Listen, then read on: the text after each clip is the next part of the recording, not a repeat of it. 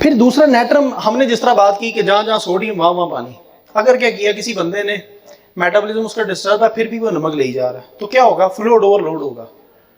Kidney क्या करेगी उसको,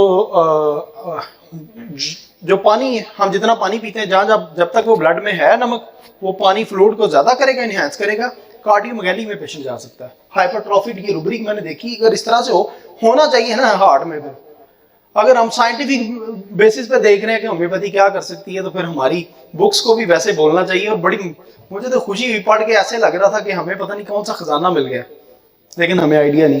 कार्डियोमेगाली में पेशेंट जा सकता है। उन्होंने लिखा कि हार्ट एक है palpitation heart, hypertrophy of heart with, तो दिल की धड़कन भी तेज होती है। ब्लड प्रेशर, वो जिस तरह हमने बात की कि नमक ज्यादा लिया उसकी वजह से अगर सर दर्द हो रहा है, या हाइपरटेंशन विद हेडेक जो भी, फिर क्लिनिकली हाइपरटेंशन के साथ चक्कर आएंगे, क्योंकि फ्लूइड ओवरलोड हो रहा है ना, जहां पे नमक वहां पे पानी, जहां पे नमक वहां पे पानी।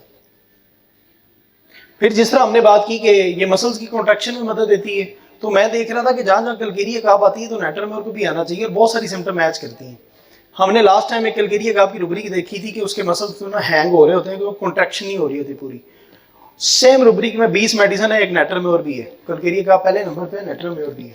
मुझे बड़ा अच्छा लगा जी।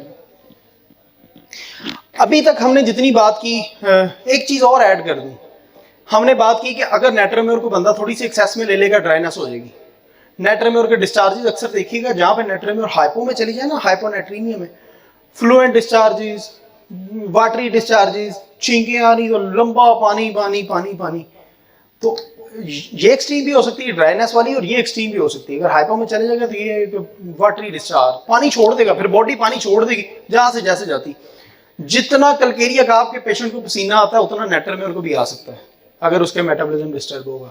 और ये रेपर्टरी की रुब्रिक में मैंने देखा कि सेम जिस इंटेंसिटी में कलकेरिया काप लिखी है, उसी इंटेंसिटी में नेटरमेयर लिखी है।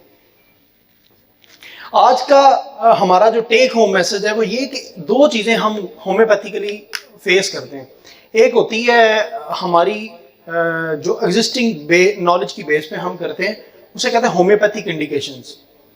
हम होम्योपैथिकली इंडिकेशन में देखते हैं, नेटरमेयर है तो उसका साइलेंट ग्रीफ होगा, उसकी मोडालिटीज कैसे होगी, कॉन्स्टिट्यूशन कैसे होगा। दूसरा ये है कि हमें साइंटिफिक अप्रोच में फार्माकोलॉजिकली मेडिसिन को समझना आना चाहिए, हम उसको भी देखें फार्माकोलॉजिकली बैकग्राउंड में भी, ताकि हम दूर से पेशेंट को भी देख लें। हमें दोनों एंड पता होंगे तो हम क्या करेंगे, फिर हम डॉट नहीं रहेंगे, फिर हम सारे लाइन बनेंगे इंशाल्लाह। फिर लास्ट पे जिस तरह मैंने बात की कि ये बात थोड़ी सी रिपीट कर दूं कि नेटरमेयर का अगर पेशेंट है और वो नमक अक्सर प्रेजेंट इसलिए करते हैं, और हम नेटरमेयर के पेशेंट को पकड़ते भी इसलिए, नमक की ख्वाहिश कितनी है, आखिर पे ऐसे ऐसे कर रहे होते, अगर वो कहते हाँ तो ऐसे लगता है कि जंग हमने जीत ली, वो पता कर लिया मैं, एक मरीज लग गया नेटरमेयर का। हो सकता है अभी वो इस फेज में ना ही गया हो, उससे पहले हमारे पास आ जाए। आप ये देखें कि अच्छा मैंने कुछ चीजें इसकी इन कंपैरिजन, क्योंकि वो चीजें फिर कुछ कम्प्लेक्स होनी शुरू हो जाती हैं। मैंने कास्टिकम के साथ इन कंपैरिजन देखा कि नेटरमेयर और कास्टिकम बहुत सारा नर्व्स पे काम करती, हाइपेरिकम काम करती, बहुत सारी कॉमन रुब्रिक्स हैं। क्योंकि हमें बैग पे हम उतना ज्यादा होम्योपैथिकली हम क्योंकि होम्योपैथिक इंडिकेशन से ही अक्सर पेशेंट्स को क्रैक कर लेते हैं, तो बैक एंड पे कम देखते हैं लोग। तो जब मैंने देखा तो मैंने कहा अगर नर्व पे वो काम करी तो इनको भी बराबर काम करना चाहिए, और नेटरमेयर भी करती है। आप सब लोगों का बहुत ज्यादा शुक्रिया। अगर कोई क्वेश्चन हो तो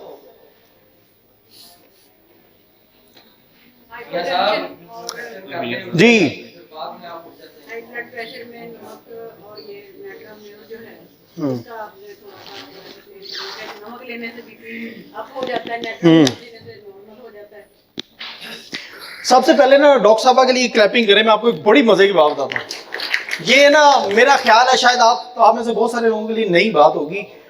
हम लोग अक्सर क्या करते हैं कि किसी भी बंदा कोई भी हमारे पास हाइपरटेंशन के साथ आया, ब्लड प्रेशर के साथ, हमने कहा नमक बंद कर दो, नमक कम कर दो, नमक नमक नमक, सोडियम कम करते रहे। अच्छा, सोडियम पूरे जो मिनरल्स का मैकेनिज्म है उनमें से एक पार्ट है। डॉक्टर साहब मैं आपका शुक्रिया अदा करता हूँ, आपने बड़ा अच्छा सवाल पूछा। अब अक्सर आप उसका नमक उतना ही रहने दें, उसने बाकी बॉडी के फंक्शन भी तो परफॉर्म करने ना।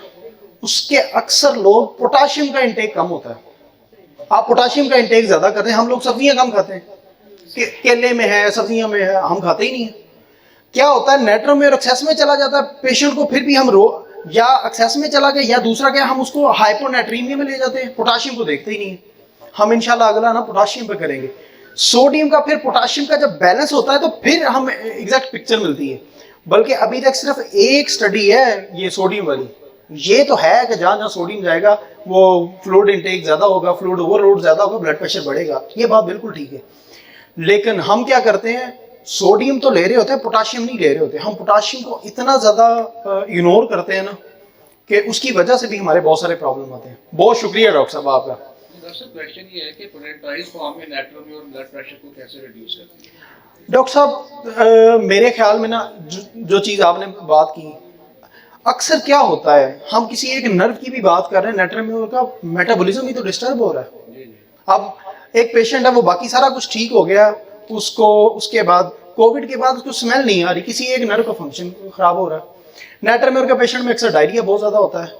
अच्छा, उसकी ये इतना कॉमन अगर सॉल्ट है तो हमें इतनी कॉमन प्रेजेंटेशन क्यों नहीं मिलती सोसाइटी में? एक सवाल है ना। मजे की बात बताऊं, मिलती है, हमें पकड़ में नहीं आते पेशेंट। हम बहुत ज्यादा ओवरली चीजों को लेके, जितनी मेरी अंडरस्टैंडिंग है, ये मेटाबॉलिज्म को ठीक करती है सोडियम के, नंबर 1, उससे ब्लड प्रेशर थोड़ा कंट्रोल होता है। और सेकंड, अगर पोटाशियम की डेफिशिएंसी है, सोडियम का आप बेशक जितनी मर्जी नेट्रोमेयर देते रहे, जो मर्जी करते रहे, ब्लड प्रेशर नहीं ठीक होगा। इलेक्ट्रोलाइट को बैलेंस होना चाहिए। बिल्कुल। रिफाइंड साल्ट का क्या है, इससे जो हम नमक और रिफाइंड साल्ट, इसका क्या फर्क है? रिफाइंड साल्ट, रिफाइंड साल्ट अक्सर जगहों पे लिखा होता है। वो डॉक्टर साहब मैं वेस्टेज निकाल देते हैं, प्योर कर देते हैं। वेस्टेज निकाल देते हैं, या साल्ट में बहुत सारी है, वो कहते हैं कि वो जी पिंक साल्ट यूज करना चाहिए। वो साल्ट की तो खैर आगे जितनी मर्जी वेरिएशन है, आयोडीन मिला साल्ट है, कुछ जगहों में आयोडीन की कमी होती है। तो हमें ये जो जितने भी मिनरल्स है, बेसिक ये है कि आपको हमें नमक इस्तेमाल करना चाहिए। और हम अक्सर, ये मैंने जब मिथ पढ़ा, जब मैंने इस पर काम कर रहा था, ये एक मिथ है कि हर ब्लड प्रेशर के मरीज का सोडियम नीचे कर दें। ठीक है, सोडियम करें एक लेवल तक, वो फायदा देगा, लेकिन पोटाशियम को जरूर मद्देनजर रखें। हम नेक्स्ट इंशाल्लाह सेशन ही पोटाशियम पे करेंगे। सही। डॉक्टर साहब, वैसे भी जो कंसंट्रेटेड नमक है ना जी, वो हम देते हैं जी, वो बैलेंस इलेक्ट्रोलाइट बैलेंस करता है जी, electrolyte। बिल्कुल। सेकंडली जो हम क्रूड फॉर्म में जैसे जो स्टिमुलेंट होके ब्लड प्रेशर को इंक्रीज करता है ना, वो और बात है, क्योंकि वो सडन जो हम देते हैं ना एज ए स्टिमुलेंट, लेकिन नमक हो ब्लड प्रेशर बढ़ेगा, लेकिन पोटेंटाइज फॉर्म में नहीं बढ़ता। हाँ, सही है, क्योंकि वो जो स्टिमुलेशन मिलती है ना जी, वो इंक्रीज करती है किसी भी फैक्टर से, बिल्कुल। उस वक्त वो जनाब बढ़ता है, लेकिन पोटेंटाइज फॉर्म में नहीं बढ़ता। ये डॉक्टर साहब ने बात बहुत अच्छी की, मैं आप सब लोगों के लिए भी बता दूं, मैं खुद इस चीज़ से एग्री करता हूँ। डॉक्टर साहब ने कहा कि अगर हमारे पास हाइपोटेंशन में पेशेंट आए तो हम क्या करेंगे, हम क्रूड फॉर्म में नमक देंगे, उससे उसका ब्लड प्रेशर बढ़ जाएगा, क्योंकि इलेक्ट्रोलाइट इम्बैलेंस थे, वो बैलेंस हो जाएंगे। लेकिन वहां पे अगर हम पोटेंसी देंगे तो वो काम नहीं करेगी। लॉजिकल चीज़ है, वो नहीं करेगी, उसके मेटाबॉलिज्म का तो डिस्टर्ब प्रॉब्लम ही नहीं है उस टाइम पे। अक्सर एलोपैथिक में भी क्या करते हैं, आंडे नो नमक ला के खाओ बच्चे, जाओ बोतल से नमक पा के पाओ। अच्छा, मसला तो सोडियम का होता है, हम लेकिन वो कर रहे थे। जी डॉक्टर साहब आपका शुक्रिया। सोडियम जो है जी, ये टिश्यू साथ में सल्फर के साथ मिलकर और फास्फोरस के साथ मिलकर क्या हो रहा है? जब हम सल्फर और फास्फोरस पे पहुंचेंगे वहां भी आ जाएंगे। अभी तो इसकी इतनी सारी डायमेंशन थी, बहुत सारी चीजें रह रही। जी, जो क्वेश्चन उसका आंसर। अच्छा, मैं क्योंकि मैं माइंड में नहीं हूँ कि मैं आपको आइडियल आंसर उसका नहीं दे सकता ना, सल्फर का और फास्फोरस का। मैं जब उस पे आऊँगा तो मैं अच्छा आंसर दे सकूंगा। तो मैं ऐसे आप लोगों को ब्लफ करूँ या गलत बात करूँ, क्योंकि हम साइंटिफिक फोरम पे खड़े हैं, हम यहाँ पे इररेलेवेंट बात नहीं कर सकते। अगर हम इररेलेवेंट बात करेंगे तो हमारा सारा वो फिर मेयार ही नहीं रहता ना। सही है। सोडियम जो साल्ट है, जी, एक्सेस यूज उसका हो, जी, तो वो किडनीज के ऊपर जो है साइड इफेक्ट्स क्रिएट करता है। जी, तो उसके लिए आप पोटेशियम साल्ट को ज्यादा बेनिफिट देते हैं डॉक्टर साहब। जी, पोटेशियम साल्ट जो दिया जाए, पेशेंट जो है किडनी वो जो इन्फेक्टेड ना हो, इसके बारे में आप ये बिल्कुल बात ठीक है। और अक्सर हमारे ओल्ड एज में क्या होता है कि हमारे किडनीज फेलियर में चले जाते हैं, या किडनीज प्रॉपर काम नहीं कर रहे होते। सोडियम की जो होता है ना, एडीएच हार्मोन कहते हैं, एंटी डायूरेटिक हार्मोन, वो क्या करता है, वो साल्ट को और उसके साथ साथ वाटर को, उनको देख के उनका बैलेंस क्रिएट करते रहते हैं, हर टाइम होम्योस्टेसिस में रखते रहते हैं। पोटाशियम की जो आपने बात की डॉक्टर साहब, मैं आपकी बात से एग्री करता हूँ। हम पोटाशियम ले ही नहीं रहे। हम सारे लोग भी अक्सर पूछे ना कि हम पोटाशियम की सारी को देख लें, रिच फूड देख लें, तो हम अक्सर देखेंगे हम भी नहीं ले रहे। मैंने वही बात की जो इससे पहले भी कि मिथ ये है कि सोडियम हम पोटाशियम इंटेक ज़्यादा कर दें, लोगों को सोडियम उतना भी रहने दें, ब्लड प्रेशर ठीक हो जाएगा मेरा।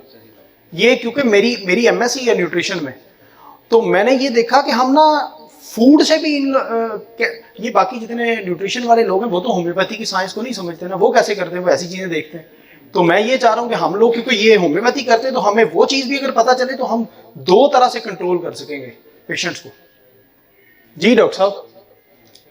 नेटर में की बात हो रही थी, तो मैं एक केस अपना जो है ना वो शेयर करना चाह रहा था जी।